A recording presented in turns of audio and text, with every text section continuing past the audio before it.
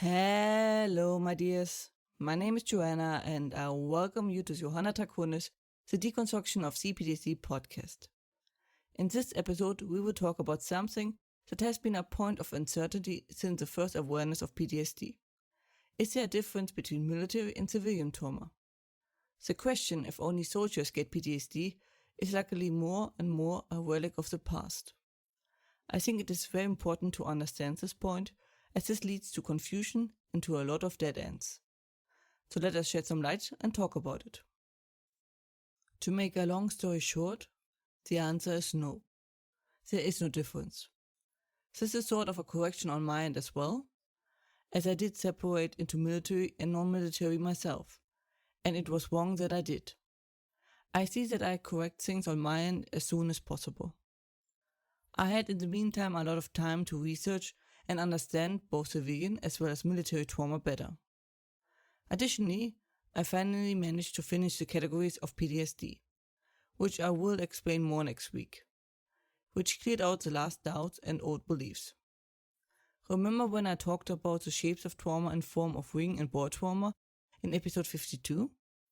Well, it turns out the answer is that for military trauma, there is basically no ball trauma. They start earliest with the ring trauma, if not the next stages. It turns out putting people who are sleep deprived and or bodily weakened, facing a life or death situation, dealing with a lot of death, having to kill people, seeing friends die, dodging death themselves, deprived of the social network and the like, is bad, especially for your mental health. Who knew?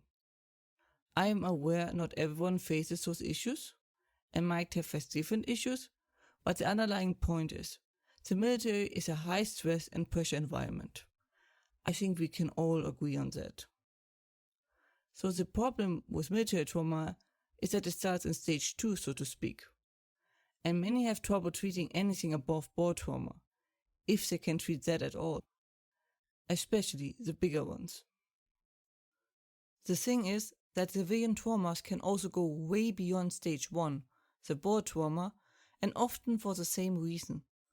Their life being in danger, they are regularly facing lethal enemy, they suffer lots of bodily harm, and so on and so forth.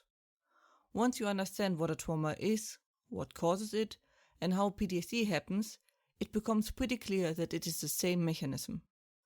The military are just the ones looking out for it, and still doing a bit of a subpar job in offering good treatment. Those in the civilian sector who face it are mostly either children or civilians in war zones. Those children often don't survive it into adulthood, be it being killed along the way by their abusers, or to drugs, alcohol, other harmful coping mechanisms later on, which is sadly a strong tendency of those affected by childhood abuse. And to be honest, I really can't blame them. Both parties face often a strong taboo. The civilian ones regarding speaking ill of those who raised them, their family or something the like. The military ones, it either often shame, not appearing as weak, letting the other down, or one of the other reasons. Either way, both parties find it hard to speak out and face a lot of harsh backlash and criticism if they do so. Being insulted, harassed, and becoming punching bags. Which is why I don't recommend stepping out or saying anything unless you are prepared to take a full brunt of the attack. A point that makes the military trauma often worse without real reason is the stubbornness of the ones having it not wanting to admit something is wrong, and keep going on despite all the signs that something is very wrong. To not lose their connections.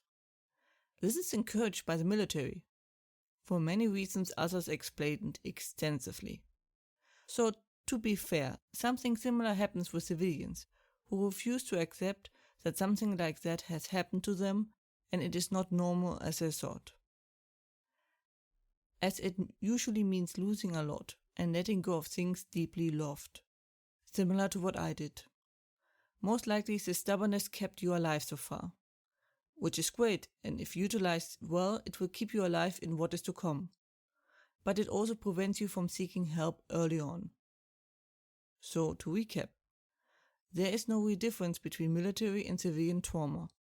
It is just that military trauma is usually more extreme, as in more extreme civilian cases usually don't survive and or rather live in the shadows, for their own safety. It is the exact same mechanism, structures, and so on. But there's a big problem with people not understanding the more severe stages of PTSD, which I get more into next week in hope to give people better tools to communicate and act with. That was it for today's episode. I hope you found it helpful. Hope you are safe and well. And as always, if you have any questions or feedback and the like, please let me know at contactme@johannatakonis.com. More information and transcript you can find as usually under johannatakonis.com/podcast. Information regarding therapy you can find under johannatakonis.com/therapy and links in the description. Hope to see you next time. Watch yourself and have a wonderful time.